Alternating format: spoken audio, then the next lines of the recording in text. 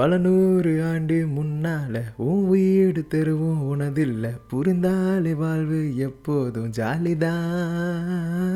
இந்த பாட்டு எதுக்கடா பாடுற அப்படின்னு சொல்லி கேட்டீங்கன்னா சம்பந்தம் இருக்கு. ஏன்னா இந்த வீடு தெருவெல்லாம் எங்க இருக்கு? இந்த பூமியில, இந்த நிலத்துல. இந்த நிலம் வந்துட்டு பல 100 வருஷத்துக்கு முன்னாடி நம்மளதே இல்லை அப்படிங்கிறது புரிஞ்சாலே வந்துட்டு நம்ம வாழ்வு எப்பவுமே சந்தோஷமா தாங்க இருக்கும். ஏன்னா அப்படிப்பட்ட ஒரு மையக்கருத்து, இந்த நிலத்துக்காக உரிமை கொண்டாட நினைக்கிறவங்க, அதனால பாதிக்கப்படுறவங்க, அந்த பாதிக்கப்பட்டவங்க வந்துட்டு எப்படி அவங்களோட நிலத்தை மீட்டெடுக்கிறாங்க. ஸோ இந்த மாதிரி விஷயங்கள் எல்லாத்தையுமே ஒரு கோர் சப்ஜெக்டா வச்சு வந்த ஒரு படம் தான் காந்தாரா. கண்டிப்பா அதோட சாப்டர் 1 பார்த்துருப்பீங்க. எனக்கு அந்த படம் பார்த்ததுலேருந்து ஒரு படமா எனக்கு ஃபீல் ஆகவே இல்லை. என்னடா படம் இது அப்படின்னு சொல்லி தான் தோணுச்சு. ஏன்னா அது படம் இல்லைங்க, ஒரு கலை, ஒரு ஆர்ட் அப்படின்னு சொல்லலாம். சீரியஸ்லி அதுக்கு நான் தனியாக ரிவ்யூ போடலாம் அப்படி இப்படின்னு என்னென்னமோ பிளான் பண்ணேன். பட் அதையும் தாண்டி அதில் இருக்கிற விஷயங்கள், அந்த லோர் இருக்கு இல்லையா, அதை நம்ம பேசணும் அப்படின்னு சொல்லி தோணுச்சு. ஸோ நிறைய பேர் 2 வருஷத்துக்கு முன்னாடியே காந்தாரா வந்தப்போ தனித்தனியாக போட்டிருக்காங்க. பஞ்சுருளி, குளிகா பற்றி அண்ட் துளுநாடு பக்கத்தில் இருக்கிறது, அந்த ஒரு நாட்டுப்புற கதை எல்லாமே சொல்லியிருப்பாங்க தான். பட் இருந்தாலும் எனக்கு அப்போ கூட அதை எக்ஸ்ப்ளோர் பண்ணணும்னு ஆசை இல்லை பெருசா. ஓகே, அந்த ஓம் அப்படிங்கிறது மட்டும்தான் வந்துட்டு ஒரு பீக் லெவலாக இருந்துச்சு. பட் இந்த சாப்டர் 1 பார்த்ததுக்கப்புறம் தான் அந்த லோரே ஒரு கீ பாயிண்ட் அப்படிங்கிற விஷயமே எனக்கு ரியலைஸ் பண்ணேன் அப்படின்னே சொல்லலாம். ஒரு குட்டியாக ஒரே ஒரு ரிவ்யூ தான் சொல்கிறேன் இந்த படத்துக்கு. ஃபர்ஸ்ட் ஆஃப் பார்க்கும்போது என்னடா ஃபில்லர் எபிசோட்ஸ் மாதிரி இருக்கு அப்படின்னு தோணுச்சு. செகண்ட் ஹாஃப் வந்துட்டு பார்க்கும்போது அந்த ஃபில்லர்ல இருக்கக்கூடிய ஒரு முக்கியமான கீ ஈவென்ட்ஸ் இருக்கும். ஒவ்வொரு ஃபில்லர்லயுமே வந்துட்டு ஒரு எண்ட்ல வந்துட்டு ஒரு பீக் இருக்கும். அந்த பீக் எல்லாமே வந்து தேவையான ஒரு விஷயம் தான் அப்படின்னு சொல்லிட்டு செகண்ட் ஹாஃப்ல ஜஸ்டிஃபை பண்ண விதம் அமேசிங்கா இருந்துச்சு. ஸோ அதுவே அந்த படத்துக்கு வந்து எந்த ஒரு காட்சியுமே வீணடிக்கப்படவில்லை அப்படிங்கிற மாதிரி ஒரு அருமையான ஒரு விமர்சனம் அப்படின்னு சொல்லலாம். சில விஷயங்கள் இருக்கு ஃபர்ஸ்ட் ஹாஃப்ல. ஏன்னா ஒரு டிராவல் பண்ணி போறோம், ஒரு ஸ்பீட் பிரேக்கர் வருது, அதுதான் அந்த கீ பாயிண்ட். அப்படின்னா அந்த டிராவல் பண்ணி போற அந்த ஃபிளாட் லைன் இருக்குதான், பட் இருந்தாலும் அந்த ஒரு ஸ்பீட் பிரேக்கர் வருது இல்லையா, ஒரு கீ பாயிண்ட், அது வந்து முக்கியமானதாக இருக்கிறனால ஒரு குறையா தெரியல. ஒன்ஸ் நீங்க படம் முடிச்சுட்டு வெளியில வரும்போது உங்களுக்கு தோன்ற ஒரே விஷயம், இந்த படத்தை இன்னொரு வாட்டி ரீவாட்ச் பண்ணணும் அப்படிங்கிறது தான். அண்ட் அதே சமயம் இதோட அந்த சீக்வல் இருக்கு இல்லையா, ஃபர்ஸ்ட் படம், ஸோ அதை வந்துட்டு பார்க்கணுங்கிற ஆசை. இந்த 2 விதமான ஒரு மைண்ட் செட்டோட தான் கண்டிப்பாக வெளியில் வருவீங்க. மேபி சில பேருக்கு அது மாறுபடலாம், பட் எனக்கான அப்படிதான் தோணுச்சு. நான் முடிச்சுட்டு வந்த கையோட மறுநாள் வந்துட்டு எகைன் அந்த காந்தாரா படம் பார்த்தேன். சரி ஓகேங்க, இதெல்லாம் விடுங்க, இது ஒரு குட்டி ரிவ்யூ தான். இதை தாண்டி நான் பெருசாக சொல்ல வரல. இதுவே வந்துட்டு எனக்கு சாட்டிஸ்ஃபைடாக இருக்கு அப்படிங்கிறனால ஐ ஜஸ்ட் இதோட வைண்ட் அப் பண்ணிக்கிறேன். ஸோ இதுக்கப்புறம் நம்ம என்னெல்லாம் பார்க்க போகிறோம் இந்த வீடியோவில். காந்தாராவில் சொல்லப்பட்ட 2 தெய்வங்கள்ல முதல்ல முக்கியமான ஒரு தெய்வம் யாரு அப்படின்னா பஞ்சுருளி. ஸோ இந்த பஞ்சுருளியோட கதை என்ன அப்படின்னா, நம்ம பார்வதி தேவி அவங்க இருக்காங்கல்ல, அவங்க குட்டி பன்றியை வந்துட்டு வளர்த்திட்டு இருக்காங்க, ஒரு செல்ல பிராணியா எடுத்து. ஆனா அந்த பன்றி குட்டி வந்துட்டு ஒரு நாள் கைலாசத்தில் இருக்கக்கூடிய சிவபெருமானோட தோட்டத்துக்குள்ள கொண்டு போகும்போது அந்த சின்ன பன்றி என்ன பண்ணுது அப்படின்னா அந்த இடத்தையே வந்துட்டு சதிக்குது. இதனால வந்துட்டு அவருக்கு ரொம்ப கோவம் வருது. யாருக்கு? நம்ம சிவபெருமானுக்கு. அதனால வந்துட்டு அந்த பன்றியை வந்துட்டு கொண்டுறாரு. ஸோ இதனால என்ன ஆகுது அப்படின்னா, அதை செல்ல பிராணியா பார்த்துட்டு இருந்த பார்வதி தேவிக்கு நிலைமை ரொம்பவே கஷ்டமா இருக்கு. அவங்க வந்துட்டு மனசு வருத்தமானதுனால திரும்ப வந்துட்டு அதுக்கு உயிர் தள்ள வைக்கிறாரு ஒரு ஆண்ம நிலையில. ஸோ அதுக்கப்புறம் அவர் என்ன பண்றாரு அப்படின்னா, அதை நேரடியா பூமிக்கு வந்துட்டு அனுப்பிச்சுடுறாராமாங்க. ஸோ எதுக்காக அப்படின்னா, இந்த இடத்துல பாருங்களேன், அவரோட இடத்தை நாசம் பண்ணதுனால ஒரு அழிவு வந்திருக்கு. ஸோ அந்த மாதிரி பூமிக்கு போயிட்டு பூமியை யாராவது, அதாவது ஒருத்தவங்களோட இடம், அந்த இடத்த வேற யாராவது நாசம் பண்ண வந்தாங்க அப்படின்னா அதுக்கு வந்துட்டு அந்த நாசம் விளைவிக்காம நீ பார்த்துக்கணும் அப்படிங்கிற மாதிரி ஒரு நிலத்தை பாதுகாக்கக்கூடிய ஒரு தெய்வம் மாதிரி இதை கன்சிடர் பண்ணிக்கோங்க. ஸோ நீங்க காந்தாரோட ஸ்டோரி எல்லாமே பார்த்தீங்க அப்படின்னா, தனக்கு உரிமையான ஒரு நிலம், அதை அபகரிக்கணும்னு நினைக்கிற ஒரு கூட்டம், அந்த கூட்டத்துக்கு எதிராக நடக்கக்கூடிய ஒரு போராட்டம், அதுதான் வந்து 2 காந்தாராலையுமே ஒரு கருவா இருக்கும். அந்த 2 படங்களையுமே அதுதான் வந்துட்டு மெயின் கருவா இருக்கும். அந்த கதையில வெவ்வேறு காலகட்டங்களில் எப்படி எல்லாமே அந்த ஒரு ஆக்கிரமிப்பு வந்து நடக்குது அப்படிங்கறத வந்துட்டு காட்டுவாங்க. ஸோ அதுக்கு உதவியா இருக்கிறது இந்த பஞ்சுருளி தான். எதுக்கு? அதை வழிபட்டு அந்த சக்தியோட சேர்ந்து நியாயத்தை வந்துட்டு நிலைநாட்டுறதுக்காக. அதுக்கு தான் அவங்க பூதகோலா அப்படிங்கிற ஒரு வழிபாடு வந்துட்டு பண்றாங்க மக்கள். அதுவும் பெரும்பாலும் எந்த இடத்துல அப்படின்னா துளுநாடு அப்படின்னு சொல்லுவாங்க.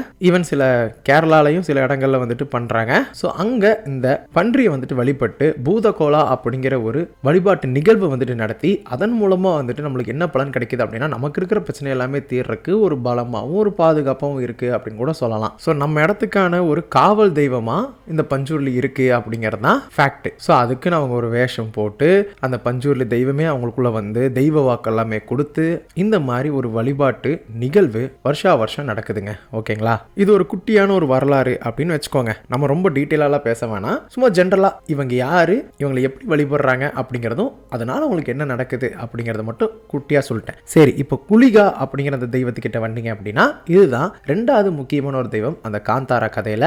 இதே மாதிரி தான் பார்வதி தேவி ஒரு சாம்பல் எடுத்துக்கிட்டு சிவபெருமான் கிட்ட போகும்போது அதுல ஒரு கல் இருந்திருக்காமாங்க. ஸோ அந்த கல்லை அவர் தூக்கி போட அந்த ஒரு கல்லுல இருந்து பிறந்த ஒரு தெய்வம் தான் ஒரு குளிகா அப்படின்னு சொல்லலாம். இப்போ அந்த குளிகா வந்து விஷ்ணுக்கு சேவை செய்யணும் அப்படின்னு அனுப்பி வைக்க அங்கேயும் வந்துட்டு ஒரு நிகழ்வு நடக்குது. ஸோ ஆனா இதுல ஒரு விஷயம் இருக்கு, என்னன்னா குளிகா வந்துட்டு ரொம்பவுமே பசியோடு இருக்கக்கூடிய ஒரு தெய்வம் மாதிரின்னு வச்சுக்கோங்க.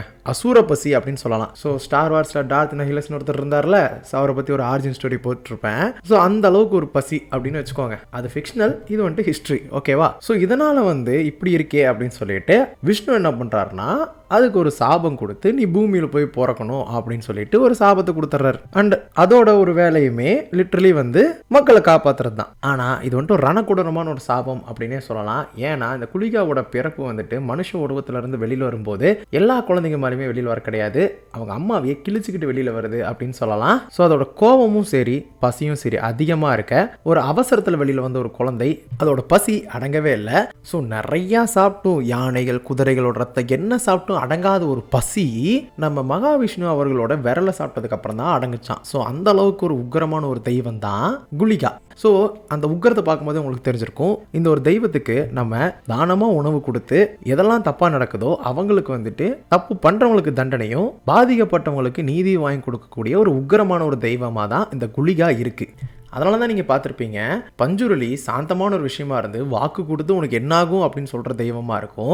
ஆனால் குளிகா வந்து அந்த படத்தோட கிளைமேக்ஸ் காந்தாரால பார்த்தீங்க அப்படின்னா உக்கிரமாக வந்து அவ்வளோ சண்டை போட்டுமே எனக்கு பசிக்குதுன்னு சொல்லி அந்த இடத்துல ஒரு பொரியை கொண்டு வந்து வச்சதுக்கப்புறம் சாப்பிட்டு அதோட மனசு திருப்தி ஓரளவுக்கு ஆனதுக்கப்புறம் நேராக போயிட்டு யார் இந்த நிலத்தில் வந்துட்டு தப்பு செய்கிறாங்களோ அவங்கள வந்துட்டு அது கொண்டு நியாயத்தை வந்து நிலைநாட்டும். ஸோ லிட்டரலி பார்த்தா இவங்க ரெண்டு பேத்துக்குள்ளேயே ஒரு பாயிண்ட்ல ஒரு சண்டை இருக்கும்.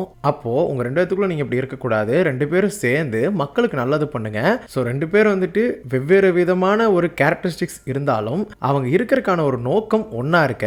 அப்படிதான் இந்த ரெண்டு தெய்வங்களும் வழிபடுது. ஸோ ரெண்டு பேருமே காவல் தெய்வமாக தான் இருக்காங்க. ஸோ அவங்க ரெண்டு பேரும் தான் வந்துட்டு இப்போ பார்த்துட்டு இருக்காங்க. நம்மளையும் நிறைய காவல் தெய்வங்கள் இருக்கு இல்லையா? ஸோ அந்த மாதிரி தான் இவங்களுமே ஆக்ட் பண்றாங்க. So this is how it works அப்படிங்கிறது ஓகே. பட் இருந்தாலும் இதுல எங்க இருந்தா வராக ரூபம் வந்துச்சு? ஆக்சுவலி இந்த வராக ரூபமும் வந்துட்டு பஞ்சுருளி கூட இருக்கக்கூடிய அந்த ஒரு ரிலேஷன்ஷிப் இருக்கு இல்லையா, அது வந்துட்டு கொஞ்சம் காம்ப்ளெக்ஸ் அப்படின்னு சொல்லலாம். அதே சமயம் கான்ட்ரவர்ஷியலான ஒரு விஷயம் அப்படின்னு சொல்லலாம். ஸோ ஜென்ரலாக நீங்கள் வந்து வராக ரூபத்தோட ஆரிஜின் ஸ்டோரி என்னன்னு பார்த்தீங்க அப்படின்னா நம்ம விஷ்ணுவோட ஒரு மூணாவது அவதாரம். ஸோ பன்றியோட வடிவத்தை எடுத்து பூமி தாயை வந்துட்டு காப்பாத்துறதுக்காக இருக்கக்கூடிய ஒரு விஷயம். ஸோ வராக ரூபம் அப்படிங்கிறதே வந்துட்டு என்ன அப்படின்னா இந்த யூனிவர்ஸை ப்ரொடெக்ட் பண்ணுறது, அதாவது பூமியை பாதுகாக்கிறதுக்காக இருக்கக்கூடிய ஒரு அவதாரம் அப்படின்னு சொல்லலாம். ஸோ லிட்டரலி இந்த பூமியில் இருக்கக்கூடிய நிலங்கள், அந்த மக்களுக்கு உரிமையான ஒரு நிலங்கள், அதை அபகரிக்க வரவங்களுக்கு எதிராக இருக்கக்கூடிய பஞ்சுருளையும் குளிகாவும் வந்துட்டு லிட்டரலி மோர் லைக் ஒரு சிமிலாரிட்டிஸ் இருக்கு இல்லையா? ஸோ அதனால தான் வந்துட்டு எல்லாமே ஒப்பிட்டு இருக்கிற மாதிரி இருக்கு. ஸோ அதனால தான் வந்துட்டு அவங்க பூதகோலா அப்படிங்கிற ஒரு விஷயத்தை வச்சு பஞ்சூர்லையும் சரி குளிகாவியை வழிபட்டு ஒரு நிகழ்வு மாதிரி வச்சு அந்த நிகழ்வுனால மக்களுக்கு தெய்வ வாக்கு எல்லாமே கொடுத்து அதே சமயம் நம்மளோட கஷ்டத்தை எல்லாமே கேட்டு சொல்லி அதுக்கு வந்துட்டு நம்மளுக்கு சரியாகும் அப்படின்னு சொல்லி நம்பி காலங்காலமாக வந்துட்டு நடந்துட்டு இருக்கக்கூடிய ஒரு நிகழ்வாக இருக்கு. ஸோ வாட்ஸ் சிமிலாரிட்டிஸ்னா த ப்ரொடெக்டர் ஆஃப் எர்த் பூமி. ஸோ அதனால தான் வந்துட்டு வராக ரூபம் அப்படிங்கிற ஒரு விஷயமும் சேர்ந்து இது கூட கனெக்ட் ஆயிருக்கு. ஆனால் இதில் என்ன கான்ட்ரவர்சியாக வந்துச்சு அப்படின்னா சிலர் இருப்பாங்க இல்லையா, நீங்கள் எப்படி மிகப்பெரிய ஒரு அவதாரத்தை ஸோ இந்த இடத்துல துளு மக்கள் மட்டும் வணங்கிட்டு இருக்கக்கூடிய ஒரு சின்ன அளவில் இருக்கக்கூடிய மக்கள் வணங்கிட்டு இருக்கக்கூடிய பஞ்சுருளி கூட வந்துட்டு நீங்கள் கம்பேர் பண்ணுவீங்க அப்படிங்கிற மாதிரி சில கான்ட்ரவர்சி வந்துட்டு இருந்தாலும் வாட் எவருங்க, பெயர்களும் வடிவமும் வரலாறும் வேறையா இருந்தாலும் அவங்க இருக்கிறதுக்கான ஒரு நோக்கம் ஒன்று தான் அப்படிங்கிறதுனால அதை நம்ம கான்ட்ரவர்சியாக பார்க்க வேணாம். எதுக்கு? ஸோ இதுதான் வந்துட்டு அந்த பஞ்சுருளி குளிகாவோட ஓரளவுக்கு இருக்கக்கூடிய ஒரு ஷார்ட் ஆரிஜின் ஸ்டோரின்னு சொல்லலாம். நான் ரொம்ப டீட்டெயிலாக பேசுகிறேன்னா நிறைய கதைகள் இருக்குது, நிறைய வரலாறு இருக்குது, ஒவ்வொரு விதமான கதைகளில் ஒவ்வொரு விதமான விஷயங்கள் இருக்கும். ஆனால் என்னதான் வந்துட்டு வெவ்வேறு கதைகள் இருந்தாலும் அதோட நோக்கம் ஒன்றா இருக்கும். ஸோ நிறைய பேர் வாயால் கதைகள் சொன்னவங்களும் இருப்பாங்க, சில பேர் வரலாறுலேருந்து கதை எடுத்து சொன்னவங்களும் இருப்பாங்க, வரலாறுலேருந்து கதை எடுத்து எழுதி வச்சவங்களும் இருப்பாங்க. அப்படி யாரோ விட்டுட்டு போன ஒரு வரலாறுலேருந்து இருக்கக்கூடிய ஒரு சின்ன ஒரு விஷயத்தை தான் நான் உங்களுக்கு வந்துட்டு ஷேர் பண்ணியிருக்கேன். இதை தாண்டி ஏதாவது வந்துட்டு சொல்லணுன்னு இருக்கான்னு கேட்டால் எனக்கு இப்போதைக்கு எதுவும் இல்லை. ஃபர்தராக வந்துட்டு நீங்கள் எதுவும் கேட்டீங்க அப்படின்னா, ஏதாவது ஒரு விஷயத்தை பற்றி கேட்டீங்க அப்படின்னா அதை பற்றி நான் கண்டிப்பாக சொல்கிறேன். ஏதாவது வேணும் அப்படின்னா கமெண்ட்டில் சொல்லுங்கள். ஓகேங்க, இந்த மாதிரி பஞ்சுருளி, குளிகா, வராகரூபம் இந்த மாதிரி விஷயங்கள் எல்லாமே வந்துட்டு எவ்வளோ அழகாக நம்மக்கிட்ட காட்ட முடியும். ஏன்னா நம்மலாம் குட்டி வயசுலலாம் சாமி படங்கள் நிறையா வரும், நம்மளாம் அதை பார்ப்போம். இன்னுமே கேடிவிலலாம் போட்டால் பார்ப்போம். ரீசெண்டாக அந்த மாதிரிலாம் எதுவும் வரல. வந்தாலும் வந்துட்டு அந்த அளவுக்கு இந்த அளவுக்கு ஆழமாக போயிட்டு வரலாறு போய் தேடி பிடிக்கிற அளவுக்கு, ஸோ அதை பற்றி என்னெல்லாம் இருக்குன்னு சொல்லிட்டு நம்ம போய் எக்ஸ்ப்ளோர் பண்ணுற அளவுக்கெல்லாம் வந்துட்டு படங்கள் வர கிடையாது. பட் அந்த மாதிரி ஒரு விஷயத்த இந்த மாதிரி ஒரு 2 படத்தை கொடுத்து அதோட பேக் ஸ்டோரி என்னன்னு சொல்லிட்டு நம்மளை தேட வைக்கிற அளவுக்கு ஒரு தெய்வீக வழிபாடு இருக்கக்கூடிய ஒரு படமாக வந்துட்டு இந்த காந்தாரா வந்தது. உண்மையாலுமே வந்து அந்த ஒரு கல்ச்சரை வந்து நம்ம கிட்ட காட்டினது உண்மையாலுமே ஒரு அறிமுகமாக இருந்துச்சு எனக்கு. அதுதான் எனக்கு இந்த படத்தில் வந்துட்டு ரொம்பவுமே பிடிச்சது அப்படின்னே சொல்லலாம். அந்த படத்தினால எனக்கு அந்த கலாச்சாரத்தை வந்துட்டு பிடிச்சது. And I respect the culture அப்படின்னே சொல்லலாம். ஏன்னா நம்ம வந்துட்டு கன்னட படங்கள் வந்துட்டு போட்டிருப்போம். நம்ம சேனல் ஆரம்பிச்சப்போ வந்துட்டு நான் நிறைய வீடியோவில் சொல்லியிருப்பேன், கன்னட மூவிஸ்க்கும் அண்ட் அதே சமயம் ஸ்டார் வார்ஸ்க்காக தான் இந்த சேனல் அப்படின்னு சொல்லிட்டு. பட் இருந்தாலும் இனிஷியலாக வந்துட்டு நம்மளுக்கு அது பெருசாக போகாதனால ஆல்டர்னேட்டிவாக நம்ம வந்துட்டு ஹாலிவுட் மூவிஸு, சீரீஸு, தெலுங்கு படம், தமிழ் படம், மலையாள படம், இந்த மாதிரி நிறையா விஷயங்களெல்லாம் சொல்லி போட்டு அப்படியே சேனலில் வந்துட்டு எல்லாமே இருக்குது அப்படிங்கிற மாதிரி மாறிடுச்சு தான். பட் என்னன்னு பார்த்தா ரொம்ப நாளாக ஒரு கன்னட படம் போடலையே அப்படின்னு சொல்லிட்டு எனக்கும் தோணிகிட்டே இருந்துச்சு. நான் ஓகே பைரதி ராணகல்லோ பார்த்து எடுத்து வச்சுருந்தேன் பேசலான்னு, அப்புறம் நான் பேசலை. இந்த மாதிரி 2-3 படங்கள் நான் பார்த்து பேசாமல் வச்சுருக்கேன். பட் ஒரு நாள் வந்துட்டு பேசிக்கலாம்னு சொல்லி விட்டுருந்தேன். பட் இந்த சமயத்தில் காந்தாரா அப்படிங்கிற ஒரு படமே வந்ததுக்கப்புறம் அதை பற்றி பேசாமல் இருந்தால் நல்லா இருக்குமா, அதுவும் நம்ம பேசாமல் இருந்தால் நல்லா இருக்குமா சொல்லுங்கள். அதனால தாங்க பேசிட்டேன். ஏதாவது ஒன்று பேசணும் அப்படின்னு சொல்லி தோணுச்சு. நான் அதோட கதை சொல்லியிருக்கலாம், ஆனால் கதை வந்துட்டு சொல்ல தேவையில்ல, நீங்களே பார்த்துருப்பீங்க. சாப்டர் 1 வந்துட்டு நீங்கள் பார்த்துருப்பீங்க. லிட்டரலி பார்த்தீங்க அப்படின்னா அந்த 2 படங்களுமே வந்து இருக்கக்கூடிய ஒரு மெயின் கோர் சப்ஜெக்ட் என்ன அப்படின்னா நில அபகரிப்பு. ஆனால் இந்த காந்தாரா சாப்டர் 1 இப்போ ரீசெண்டாக ரிலீஸ் ஆன அந்த படத்தில் ஒரு விஷயத்த சொல்லியிருப்பாங்க, அது இன்டெரக்டாக வந்துட்டு அரசியல் ரீதியாக அட்டாக் பண்ணுற மாதிரி இருந்துச்சு. தெய்வத்தை வச்சு நீ அரசியல் பண்ணுறியா அப்படிங்கிற மாதிரி ஒரு விஷயத்த இன்டெரக்டாக ஸ்டேட்மெண்ட் கொடுத்துருப்பாங்க.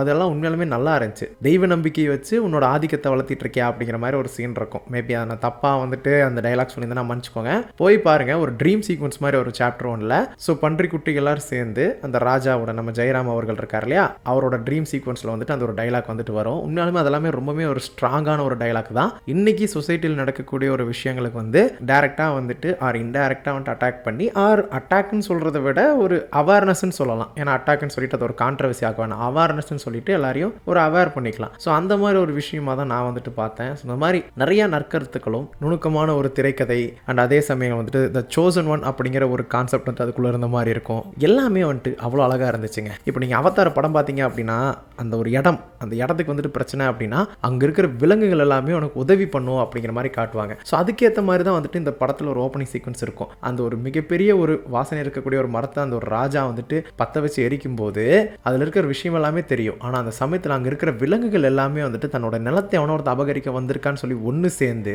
அதை திரும்ப வந்துட்டு அங்கே இருக்கிற ஆட்கள்லாம் அடிச்சு துரத்துவாங்க. அந்த ஒரு விஷயத்தை பார்த்துருக்கீங்களா? ஸோ லிட்டரலி வந்துட்டு அதுதான் த யூனிவர்சல் சப்ஜெக்ட்டுங்க அது சீரியஸ்லி. அதனால தான் அந்த காந்தாராவே வந்து அந்த அளவுக்கு போச்சு.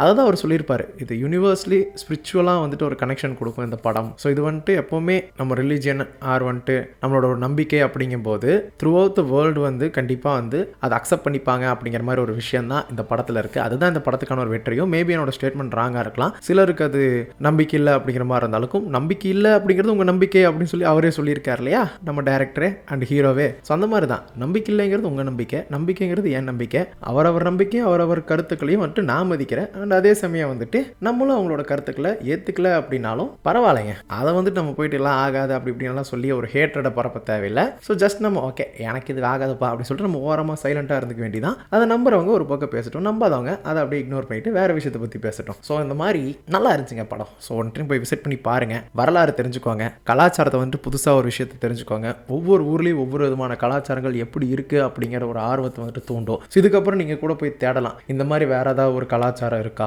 வேற ஏதாவது தெய்வங்கள் இது மாதிரி வந்துட்டு சிமிலாரிட்டிஸ் இருக்கா. ஸோ இந்த மாதிரி விஷயங்கள் எல்லாமே தோணுமான்னு கேட்டால் தோன்றதுக்கான வாய்ப்புகள் இருக்குது. நானே இன்னும் கொஞ்ச நாள் வந்துட்டு இந்த மாதிரி தேட ஆரம்பிச்சிடும்னு நினைக்கிறேன். எங்கெங்கே எந்தெந்த கலாச்சாரங்கள் இருக்குது, அதில் எதில் வந்துட்டு இந்த மாதிரி ரொம்ப ஆழமான ஒரு முன்கதையும் முன் வரலாறு இருக்குது அப்படிங்கிற மாதிரிலாம் தேட ஆரம்பிச்சிடும் போல். ஏன்னா எனக்கு எப்பவுமே வந்துட்டு வரலாறு படிக்கிறது பிடிக்கும் அண்ட் வரலாறு தெரிஞ்சுக்கிறது இன்னுமே பிடிக்கும். சரி அதெல்லாம் எதுக்கு பேசிக்கிட்டு, இது ஒரு ரிவ்யூவா இல்லை என்ன எதுன்னு தெரில. காந்தாரா பற்றி லைட்டாக பேசணும்னு தோணுச்சு, பேசிட்டேன். மேலும் ஒரு புதிய பார்க்கும் வரை உங்களிடம் விடைபெறுவது உங்கள் ஸ்கிரிப்ட் தமிழ் ஷார்ட்டஸ் சொன்ன எஸ்என்எஸ். ஸோ அதோட ரொம்ப முக்கியமான விஷயம் என்னன்னா பேராற்றல் உங்களுக்கு துணையாக இருக்கும். May the force be with you.